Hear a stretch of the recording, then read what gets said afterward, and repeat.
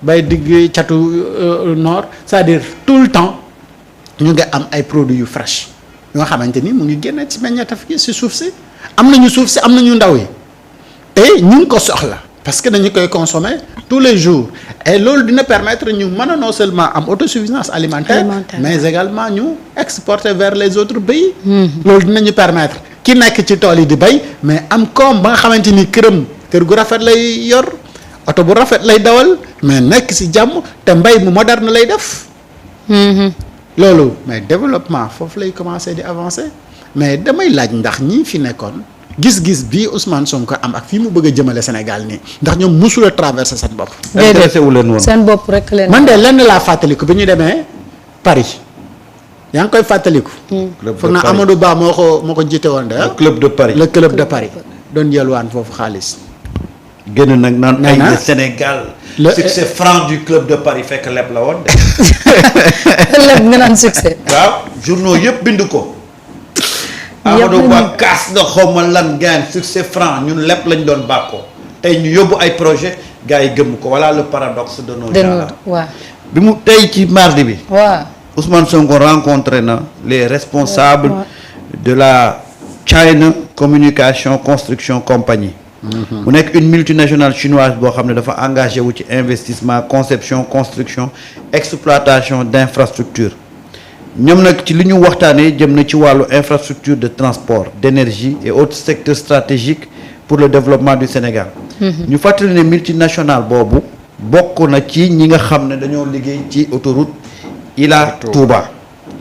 ba tey ci ndaje boobu Ousmane Sonko dem na rencontrer ki nga xam ne moom mooy dem na ville Tianjin nag ville portuaire la.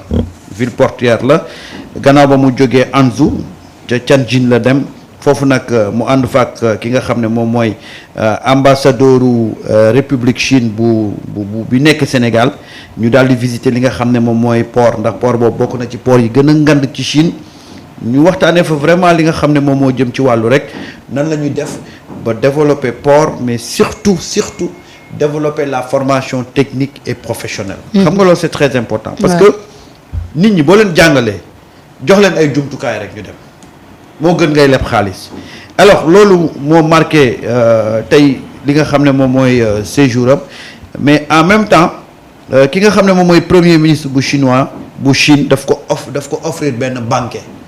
la ko jox moom premier ministre. benn banquet ne boo xam ne da ngay toog ngeen di lekk di waxtaan genre yi kii yu am solo yooyu xam naa ne suba moom la opposant yi di xëyee ne lekk la fa wuti woon non mais ñun bi ñu demee rek loolu la ñu gars yi doon tegal. waaw xam ne da ngay teg table bi lu ne ñu teg. affaire bi wëndeelu quoi. bu ñëwee ba yegg si yow nga jël li nga bëgg a jël. waaw table bi wër. waaw léegi loolu li ñu teg day wëndeelu rek. tey la laata ñuy ubbi nag suba le grand sommet de Davos.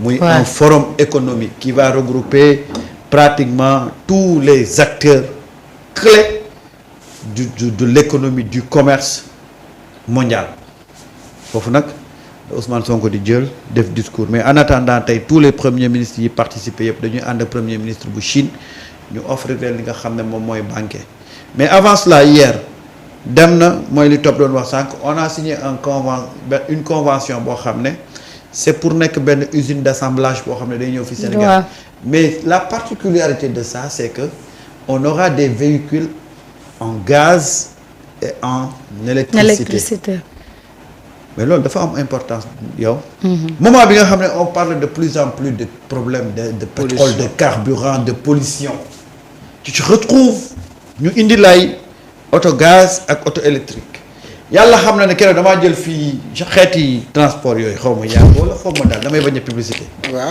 waa ji voiture électrique la indi non sama copain bi fi jaar dem. moom la nekk di tester. mais dugg naa ci oto bi ba li ma yeggee suma kër ma ne ko sawa yow sa oto bii xanaa ndox lay lakk mu ne ma ma ne ko xeeñul deful bruit deful benn problème. bruit bu ndaw bi ci am sax c'est artificiel. voilà mu ne ma voilà.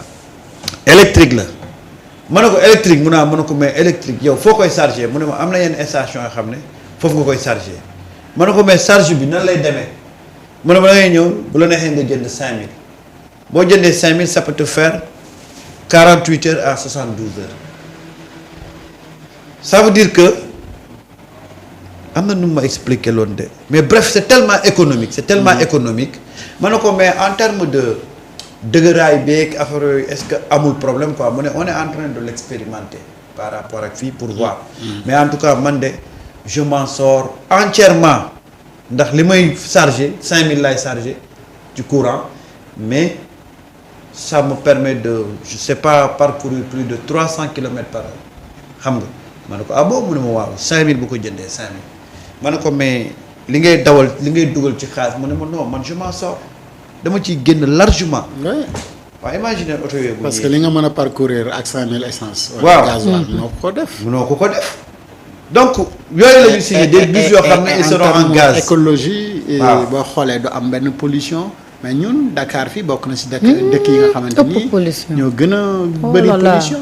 et d'ailleurs dëkk bi amul non seulement garab mais fer ak ciment moo fi nekk. mais ak saxaar bu dul jeex. et bruit bi rek ne serait-ce que pollution sonore bi am Dakaru mais tax na ñu war a mën a defar yu bëree bëri yu nga xamante ni aujourd'hui dañ koy te foofu mooy convention bi nga xamante ni moom la Sénégal am mooy que ni lépp lu nga xamante ni nañ ko defar pour defar oto yi assemblé ko fii nii c'est-à-dire dootoo soxlaate importer oto bi mu ñëw. mais oto bi léppam fii lañ ko defaree. comme ni ñuy def ak Tata yi. mais pour man on doit aller au-delà te loolu mooy première pas bi. mais on doit aller au-delà de ça. mooy que ni léegi xam-xam beeg xarañ bi mais nañu koy defaree fii mécanique beeg lépp ñu di ko commencer di ko produire fii ba non mécanicien également di mën di jàng ci foofu ba ñoom itamit di mën di commencer di produire seen i absolument c'est très important. et j'en avais parlé que à côté ñu ngi fii ak Guinée mu am bauxite bu nga xamante ni bauxite boobu noonu.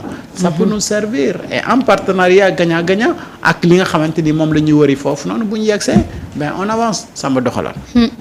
Jibi. nit ñi ngi wax am na benn photo bu mu teg noonu gis nga pour te dire que ces gens-là ils sont dans l'action. am na benn photo bu mu teg foofu il rencontré mooy ñi ma la doon wax sànq rek conseil multinational boobu Ousmane Sonko boo gisee dafa mel ni ku nekk conseil des ministres. délégation sénégalaise ñu ngi toog nii. moom mooy présider affaire bi. gars yi nekk ci multinational bi toog nii moom mu toog ci digg bi. moom mu toog ci digg bi présider ko. tey on essaie de faire table rase sur la visite de Ousmane Sonko. mais les gens essaient de l'étouffer. malheureusement voilà encore ce comportement antipatriotique des gens qui sont là qui se réclament de l'opposition. Parce que ce que Ousmane Sonko est en train de faire, il ne le fait pas pour son propre compte. Il le fait pour le Sénégal. Et moi, damay parcourir des chaînes étrangères, je tombe sur la visite de Ousmane Sonko en Chine. Je me suis dit, mais écoute, pendant que les autres chaînes sont braquées sur la visite de Ousmane Sonko, nous, au Sénégal, on préfère ne pas en parler. Pourquoi? C'est ça qui est extraordinaire dans ce pays-là. Parce que waa ji neexu leen. ah waa ji neexu leen. mais on gère plus les questions de personnes. mais foofu lañ toll ñëw. patriotisme mooy. mais waa ji suñu verte bi la sol de. waaw non c'est-à-dire patriotisme mooy sa dëkk bu soxlawee mais da nga ciy taxaw alors lépp li nga mun pour jaay la destination Sénégal et loolu da nga fa war a wane sa patriotisme mais aujourd'hui fa la ñu waroon toll man musuma gis lu ëpp information. wala lu ëpp solo le voyage de Ousmane Sonko en Chine le premier ministre. c'est vrai on a des soucis de connexion. foofu. et maintenant xam nga bu ñuy waxante dëgg mooy énergie renouvelable. mais gis nga ñun liñ ci mën a am au Sénégal mais tey bu fekkee dañuy wax en matière d'énergie renouvelable ak Chine li nga xamante ni am na ko ci comme capacité. mais ban partenaire la ñu war a mën a am pour mën a régler donc tout le problème électrique au Sénégal. yàlla dimbali ñu am gaz fossile am également énergie fossile ak énergie renouvelable mais ñun on doit donc pouvoir régler tous nos problèmes à travers donc énergie yooyu ñu am mën nañu am donc industrialiser donc ce pays et bu ñu industrialiser ce pays am agriculture. mais agriculture ak industrie ñoom ñooy ànd n'est-ce pas. agriculture industrie boo ko defaree ba pare mais commerce bi mu ngi commencer di dox donc soxlaatoo sa marché bi yenn mbir yi nga xamante ni da nga koy dem di ko jëgaani et à partir de là di nga mën a commencer di exporter à travers donc le monde. et li nga xamante ni moom la ñu am Samba le disait et tout le temps mu di ko wax or bi Sabodala lay jógee mais ñun fii nii soo bëggee or mënoo fi jënd or bu baax. déedéet. alors c'est quoi le problème. moo ma jaaxal. industrialisation des na. bu baax donc il faut ñu am ay industrie ñu jéem a def ba nga xamante ni fii la ñuy tëggee suñu or bi ba mun a ñoŋ ba ku bëgg or bu baax. ci àdduna wërngal këpp. da ngay jël avion wàcc fii Ndakaaru. te boo wàccee Ndakaaru kanaa di nga dem duggi hôtel. waaw di nga lekk si suñu bisaab bi. di nga lekk suñu ditax bi. di nga lal benn ceebu jën di nga laal maafe bëggatuma ko tudd. mais di nga au moins contribuer ci li nga xamante ni moom mooy tourisme bi. mais loolu ça va dans le développement du Sénégal. mais pourquoi ñun loolu yëpp gaañ mësuñu ko xalaat xam ne ñun am nañu ay potentiel. mais il faut chercher de bons partenaires. et fulla ak fayda ji nga xamante ni moom la Ousmane Sonko nekk di wan Chine mais amul chinois buy am benn accord ak Sénégal ñëw di ci layam-layam. da nga koy jaarale ci yoon délai yi nga respecté ko et puis mu terminer on avance parce que soo ko terminer gis nga fulla ak fayda ji Ousmane wane nii gis nga bu partenaires yi ñëwee di nga xool ndax chinois yi ñoom ñoo doon liggéey ak Macky Sall wala chinois yi nii dañoo soppeeku ci diggante. parce que kenn ku si nekk. ñu ngi lay traiter selon comportement yi nga xamante ni moom nga wane. et que ici l'objectif est très clair mooy sa waaye dañu bëgg réew mu nga xamante ni d'ici 2050 ku wàcc Sénégal mu mel ni yaa ngi wàcc dëkk bi gën a avancé ci monde bi te loolu mën na possible parce que ñun dëkk la bu ñuy tabax bees. donc ñun nekkatuñu li gën a bees yëpp moom mooy li gën a rafet te ñun comme si yu gën a bees yi la ñu war a am donc war nañu bokk si ñu gën a rafetle. danañ ko foo am de. et loolu la léegi le premier ministre loolu la nekk ne moo tax bu gaañ ñi di wax ni du leen tal. parce que moom amul seen jot. li muy xalaat ak fi gars yi nekk dafa sore téeméeri yoon te li mu leen rawee ñoom bu ñu doon daw téeméeri at duñ ko mën a jot. donc kooku buy wax bul ko lijjanti bul ko faale mais ñi nga xamante ni ñu ngi leen di may prox ndoll ñooñu nekk.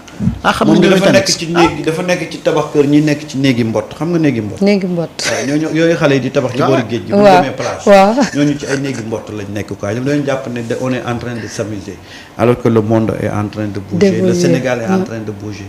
te sànq dafa am benn waay bu ko wax sànq muy Bala Moussa Bayo loolu dama ko waxoon yàgg na. ma ne leen les gens ils ont créé une situation boo xam ne dañoo bëgg après 4-5 mois après.